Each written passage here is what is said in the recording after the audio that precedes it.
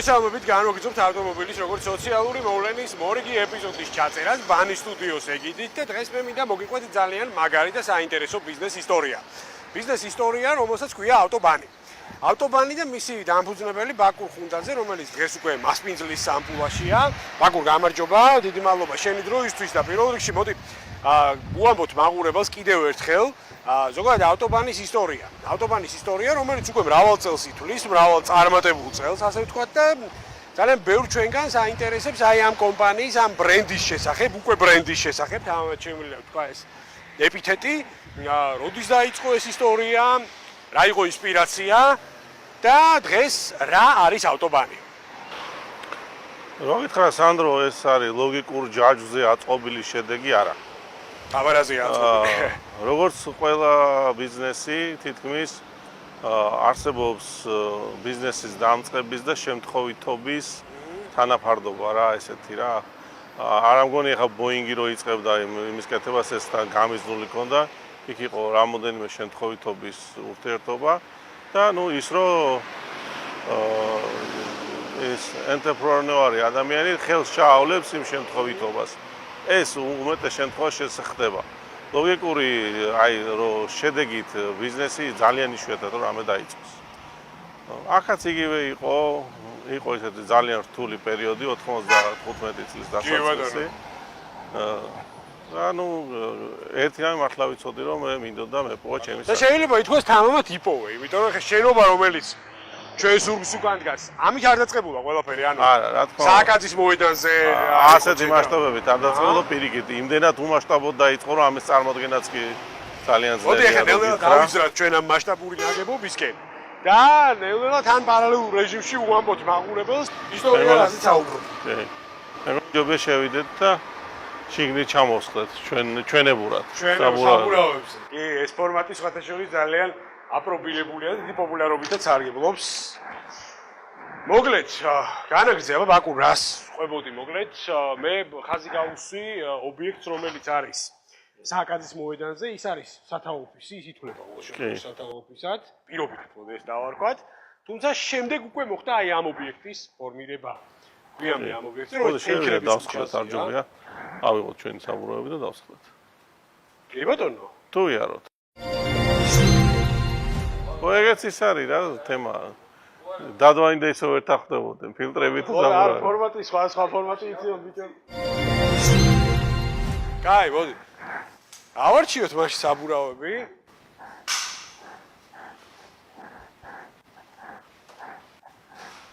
მოიცადე. ერთი თვითონ ის დაბალბორტიანი გვჭირდება. ერთი აი ეს არის, ამაზე ვждებით ხოლმე აი ეს. ერთი ეს ხო, მოდი. ეს. ერთი. მოკლედ ეს რომელი ბრენდის საბურავია? ეს არის აპოლო. აპოლო. ამას არ ვაგზავნებთ ჩვენ და ეს წარსულია. მაგრამ სამაგიეროდ საბურავი დარჩა. კი. და მეორე საბურავი შენთვის ბაკუ. თუ მინდა ეს იყოს შენთვის და შენთვის შეარჩიე რომელი. ახალ, მოიცადე. ცოტა თხელბორტიანო გამძლე იყოს. ყველა საბურავი რაც აქამდე გამოგვიყენებია, მინდა ვთქვათ, რომ არის ძალიან გამძლე და აპრობირებული. კი ბატონო, მე მორი გამოწევს. კი, ხარბორტიანზე უნდა დავსხდეთ, თუ ის არ ჩაიკეთოს. კარგი, მოკლედ, ესე იგი ჩვენი სკამები, რომელიც მაყურებელმა უკვე დიდი ხანია შეიძლება იყოს მაყურებელი დიდი ხანია მიეჩვია ამ ფორმატს, იმიტომ რომ რაც ეს სლოგანი ფიგურირებს სატელევიზიო სივრცეში, ავტომობილი როგორც სოციალური მოვლენა, მას მერე მე და ბაკური ვსხედვართ საბურავებზე. და ეხლა განვაგრძობთ ზუსტად იგივე ფორმატით. სად განვლაგდეთ, აბა მითხარი? აგერა ეგ შეიძლება. ბესოს დააყენებს კამერას. კი ბატონო, ამასობაში ჩვენი ბესოც მოემზადება. ოპა. შეგვიძლია დავიწყოთ. მოკლედ, როგორც ვიძახდი ბაკურ ეს საბურავები, როგორც სკამები, ამ შემთხვევაში დააპატენტო აუცილებლად, იმიტომ რომ ძალიან ისე აპრობირებული ფორმატია. მოდი გადავიდეთ უკვე კომპანიის კონცეფციის შესახებ. ვისაუბროთ, რაც ნუ პრინციპში გარეთ შესავალში დავიწყეთ ამ ყველაფერზე საუბარი. რამდენი საერთაშორისო ბრენდის ოფიციალური პარტნიორია დღეს ავტობანი საქართველოში? ანუ რამდენი საერთაშორისო ბრენდს წარმოადგენს იგი საქართველოში? 71 ბრენდის 71. ნუ საკმაოდ დიდი მონაგარია შეიძლება თქვას. ხო, ახლა ბრენდებსაც გააჩნია სანდრო, ხო, ყველა ბრენდი არის საკუთარ სფეროში ნომერ პირველი. კი ბატონო. აი მიმართულებაში, ხო, აი ნომერ პირველი, ნომერ მეორე, თქვა, ახლა ნუ მარტო სამხურჭე ხუნდებში 6 ბრენდი გვაქვს და ხა 6-ვე პირველი ვერ იქნება, მაგრამ იმ მიმართულებით, ნუ თქვა, იქ ერთი კონვერზე ნომერი პირველია, მეორე ავტომარკეტზე ნომერი პირველია, ერთი, ნუ ევროპულ ავტომარკეტზეა, საერთოდ საუკეთესო ევროპულ, თქვა, კონვერზე მიწოდებაზე ნომერი პირველია. ნუ აი ესეთნაირად არის. მაგურ აი ყველაფერი თვალსაჩინო რო იყოს ჩვენი მაყურებლისთვის, ანუ რამდენიმე ესეთი კომპანია ჩამოგვიცვალეთ, აი აკალიბრის კომპანიები არიან და აქვე მინდა ვთქვა ზონები, ანუ გერმანული და იაპონური. გერმანული, იაპონური, ძირითადად ეს ორი კორეა. კი, გერმანია, იაპონია, კორეა, ესპანეთი, იტალია. ესპანეთი, იტალია. ნუ კი ბატონო, ნუ ამ შემთხვევაში გერმანიით და იაპონიით ყველაფერი ნათქვამია. კი, მაგრამ sakmot სხვაშორისო იცოდე, იტალია, ესპანეთი ტოლს არ უდებს. მართლა? ხო, ეს არ საინტერესო. სიდიდით გერმანიას, მეც ეგრე მეგონა რომ გერმანია ერთპიროვნული ლიდერია მეთქი, მაგრამ არ არის ესე.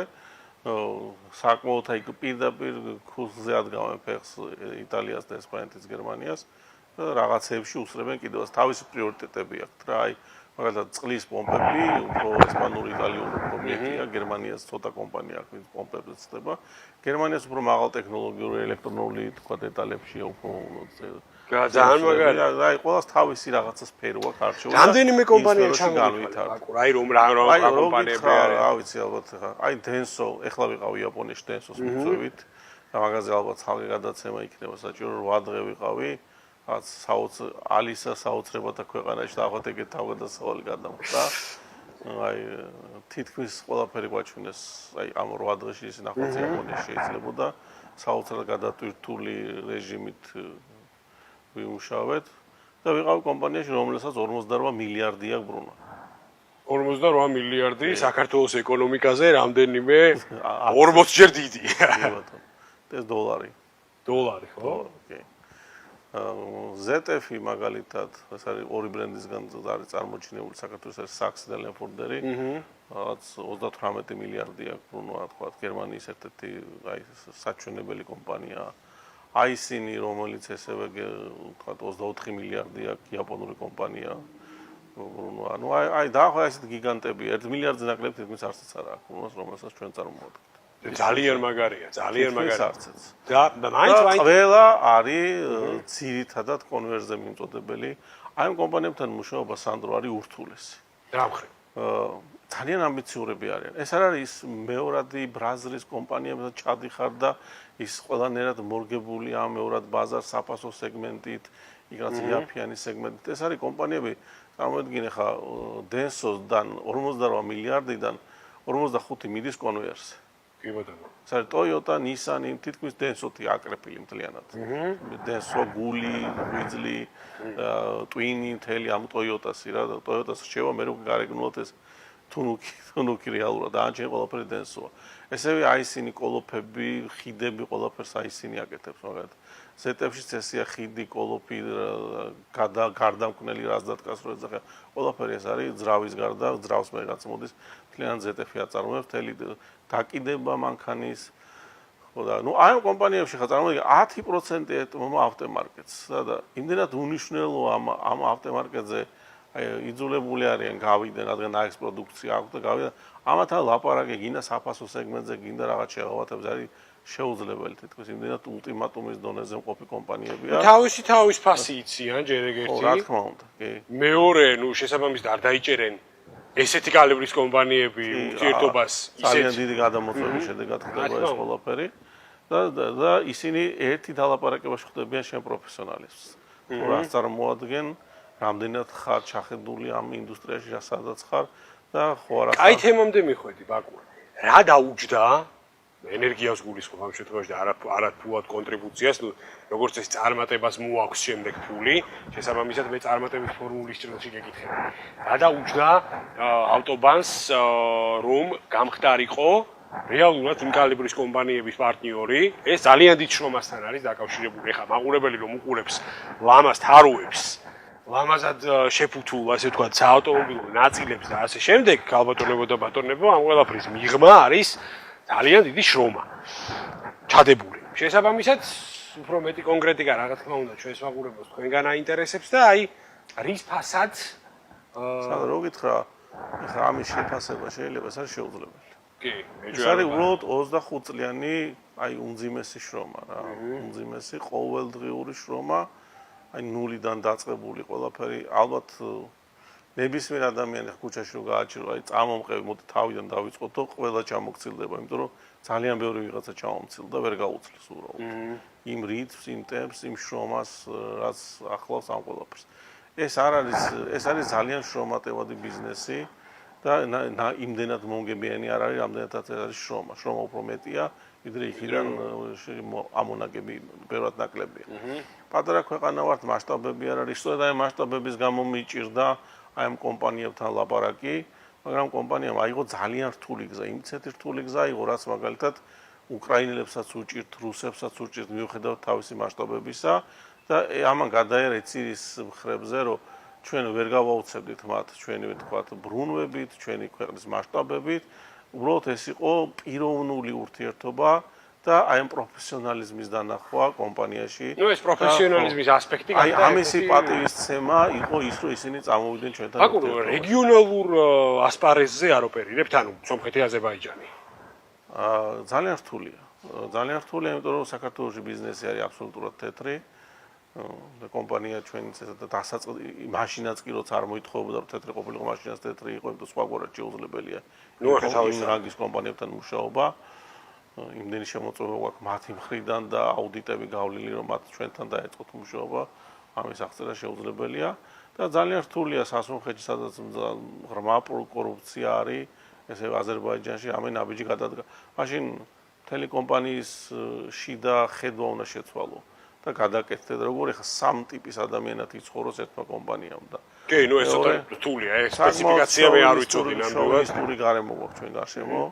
ჩვენ არა ვართ დანია, ჰოლანდია, რაღაცა ესეთი ტოლერანტი ქვეყნების გარემო არა ვართ. ნუ მაგრამ პარტნიორები გვყავს. ეს ძალიან კარგია. კლიენტები გვყავს, ისეთი მცირე გაბარიტიანი პარტნიორები გვყავს სასომხეთში ზაზე.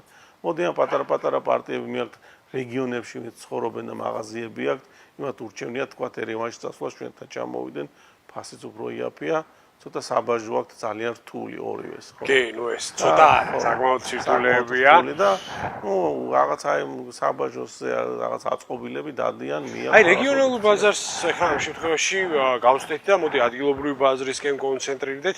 აი დღეს აი ამ მიმართულებით საავტომობილო ნაწილების კუთხით, ეხლა აბსოლუტურად ყველაფერი ახალი და ხარისხიანია, ეს შეუიარაღებელი თვალითაც ძალიან კარგად ჩანს. რამდენად მძაფრია დღეს კონკურენცია? აი თქვენ სეგმენტში გყავთ კონკურენტი?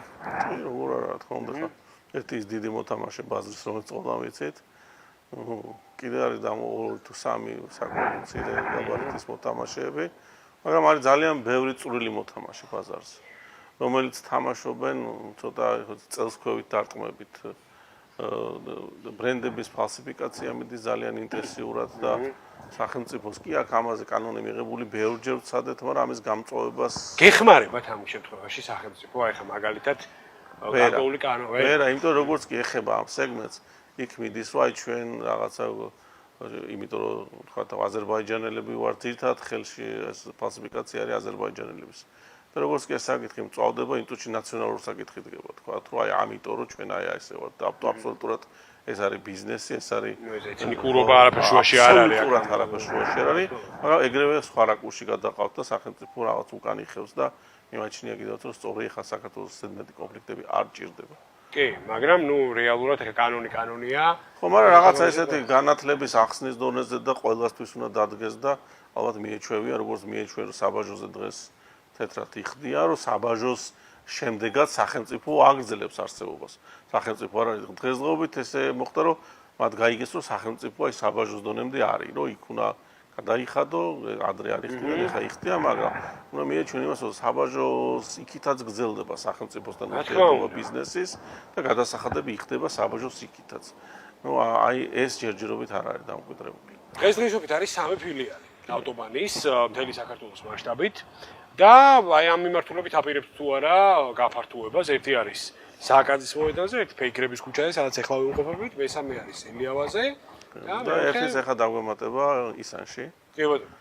მაგრამ ჩვენი მიმართულება არ არის ესეთი მრავალი ფილიალების, არა ვართ ეგეთად ფუფუნებაში ჩავარდნილი კომპანია, რომ ფინანსები თავზე გვეყაროს, მაგრამ ჩვენ ცოტა სხვა მიმართულება გვაქვს, ვიპოვოთ რეგიონში პარტნიორები, იმ პარტნიორების გაზრდა შეუწყოთ ხელი, მათ გადარჩენა შეუწყოთ ხელი და ბაზარზე აპელირება თქვა, გადავამზადოთ, ვასწავლოთ, ძალიან ბევრ სამუშაოს ვაკეთებთ ამ მიმართულებით, რომ პატარ-პატარა საოჯახო ბიზნესები, რომლებიც ჩართულები არიან იბრძვიან არსებობისთვის, მათ რაღაცა ტრენინგები ჩაუტაროთ, რაღაც სწავლებები ჩაუტაროთ, ფინანსურად დავეხმაროთ და აი თვალსა და ხელშუა ისინი იზრდებიან, ისინი საკუთარ ოჯახზე მუშაობენ, საკუთარ ბიზნესზე მუშაობენ, საკმაოდ мотиваცია აქვს ძალიან დიდი ამათ.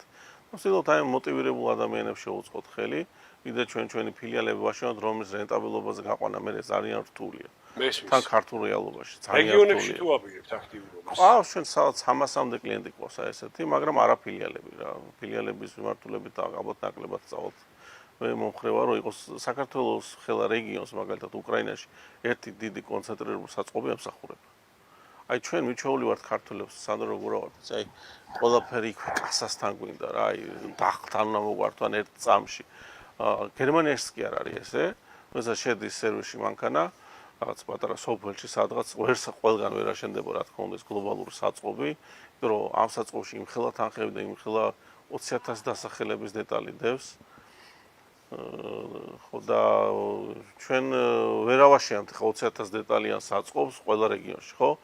რა თქმა უნდა ხდება შეკვეთა და მეორე დღეს მიტანა.